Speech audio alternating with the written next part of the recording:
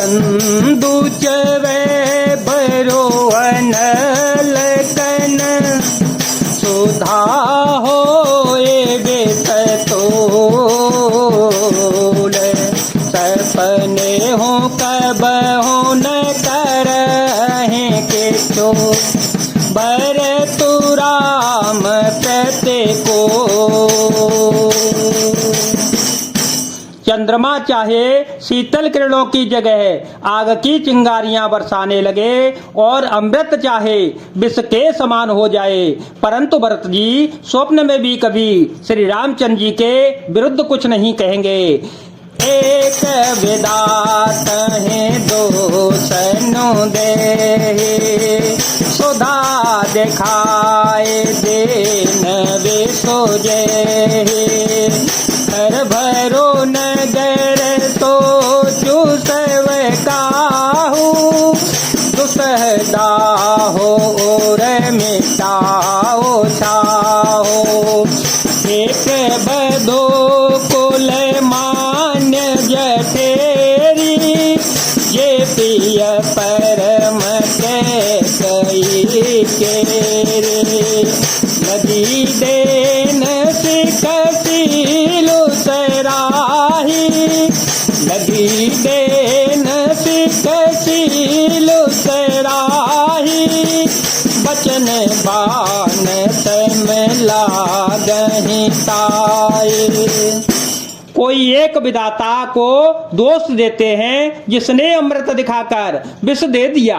नगर भर में खलबली मच गई, सब किसी को सोच हो गया, हृदय में दुख जलन हो गई, आनंद उत्साह मिट गया। ब्राह्मणों की स्त्रियां कुल की माननीय बड़ी बूढ़ी और जो कैकेयी की परम प्रिय थीं, वे उसके शील की सराहना करके उसे सीख देने लगीं, पर उसको उनके वचन बाण के समान लगते हैं।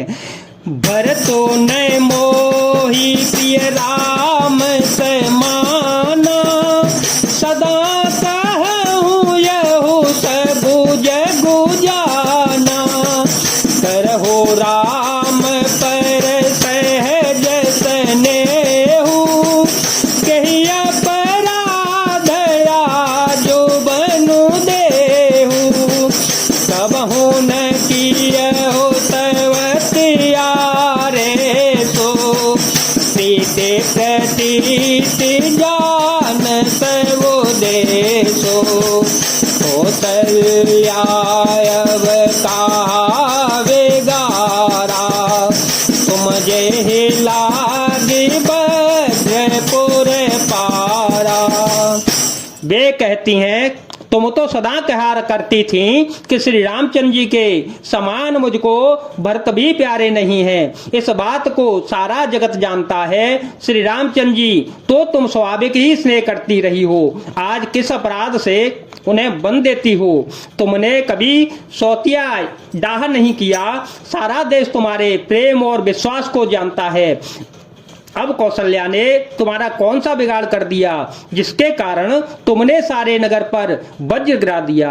सिय की पिय संगो परे हरहि लखनु की रही हहि धाम राजो के भूजव भरतपुर नपु के जियहि बिनु राम।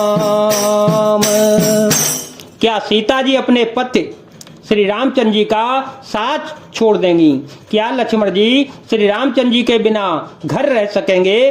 क्या भरत जी श्री रामचंद्र जी के बिना अयोध्यापुरी का राज्य भोग सकेंगे? और क्या राजा रामचंद्र जी के बिना जीवित रह सकेंगे? अर्थात न सीता यहाँ रहेंगी, न लक्ष्मण जी रहेंगे, न भरत जी राज्य करेंगे और न राजा ही जीवित रहेंगे, सब उजाड़ हो जाएगा।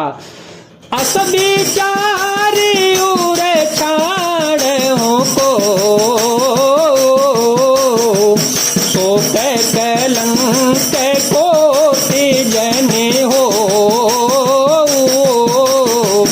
भरत अवति दे हो जो वराजो भरत अवति दे हो जो वराजो कानन का कर का